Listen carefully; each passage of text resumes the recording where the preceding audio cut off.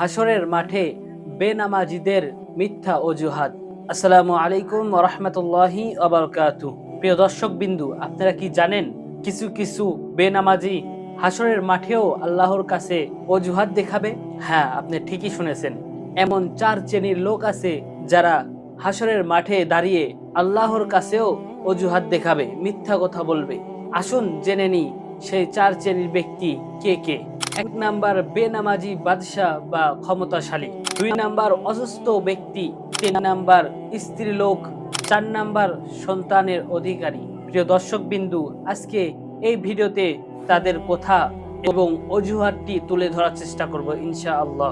১ number, সর্বপ্রথম হাসরের মাঠে বেনামাজি বাদশা বা ক্ষমতাশালী লোকদেরকে তোলা হবে এবং তাদেরকে বলা হবে যে কেন তোমরা নামাজ পড়োনি? তখন তারা বলবে ব্যস্ততার জন্য সময় পাইনি। বলা হবে সুলাইমান আলাইহিস সালাম সারা বিশ্বের রাজত্ব পেয়েও কোনোদিন নামাজ ত্যাগ করেননি।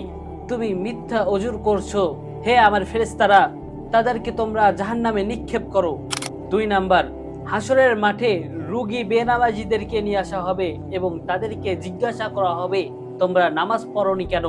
তখন তারা বলবে রোগের জ্বালায় নামাজ পড়তে পারেনি। বলা হবে আইয়ুব আলাইহিস সালামকে 18 বছর পোকায় খেয়েছে, তবুও সে নামাজ ছাড়েনি। তোমরা মিথ্যা অজুর করছো, হে ফেরেশতারা, তাদেরকে তোমরা জাহান্নামে নিয়ে যাও, জাহান্নামে নিক্ষেপ করো।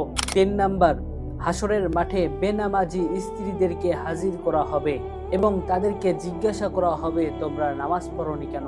তখন তারা বলবে স্বামীর কাজের চাপে তারা ভয়ে নামাজ পড়তে পারেনি।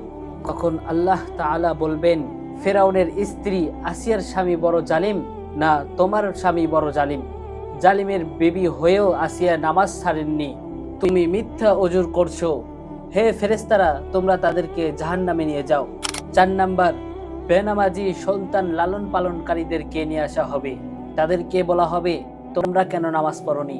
তখন তারা বলবে সন্তান অনেক ছিল, তাদের সেবায় ব্যস্ত ছিলাম। বলা হবে ইয়াকুব আলাইহিস সালাম এর ছেলে মেয়ের চেয়েও বেশি ছিল। ইয়াকুব আলাইহিস সালাম ইউসুফের জন্য কাঁদতে কাঁদতে অন্ধ হয়ে গিয়েছিলেন, তবুও নামাজ ছাড়েননি। তুমি মিথ্যা অজুর করছো, হে আমার ফেরেশতারা, তাকেও তোমরা জাহান্নামে নিক্ষেপ করো। এখন প্রশ্ন আসতে পারে সন্তান লালন পালন বলতে কাদেরকে বোঝানো হয়েছে? ১ নাম্বার, পিতামাতাদেরকেও বোঝানো হয়েছে। ২ নাম্বার, যারা কিছু টাকার বিনিময়ে অন্যের সন্তান লালন পালন করে দেয়। নবীজি সাল্লাল্লাহু আলাইহি ওয়াসাল্লাম বলেছেন বেনামাজির ২ হাত জিনজির দ্বারা বাঁধা হবে, অতঃপর ফেরেশতাগণ তার মুখমণ্ডলে ও পৃষ্ঠে আঘাত করতে থাকবে। তখন বেহেশত তাকে ডেকে বলবে হে আল্লাহর শত্রু, আমার সহিত তোমার কোনো সম্পর্ক নেই, আমিও তোমার কেউ না, তুমিও আমার কেউ না। তখন দোজখ তাকে ডেকে বলবে আসো আসো, আমার নিকট আসো, আমি তোমার, তুমি আমার। রাসূলুল্লাহ সাল্লাল্লাহু আলাইহি ওয়াসাল্লাম বলেন জাহান্নামে লমলম নামক একটি উপত্যকা আছে যা উটের গর্দানের মতো উঁচু এবং ১ মাসের পথের সমান দীর্ঘ, বিষাক্ত সাপে পরিপূর্ণ। সেখানে বেনামাজিদেরকে ফেলে দেওয়া হবে এবং সাপগুলো তাদেরকে দংশন করতে থাকবে।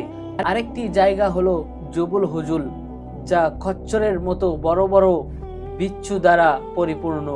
এগুলো বেনামাজিদেরকে ধ্বংস করার জন্যই সৃষ্টি করা হয়েছে। শেষ কথা এটাই যে হে আল্লাহ, আমাদের সকলকে সঠিক সময় নামাজ আদায় করার এবং আপনার নৈকট্য হাসিল করার তৌফিক দান করুন। আমিন। আসসালামু আলাইকুম ওয়া রাহমাতুল্লাহি ওয়া বারাকাতুহু।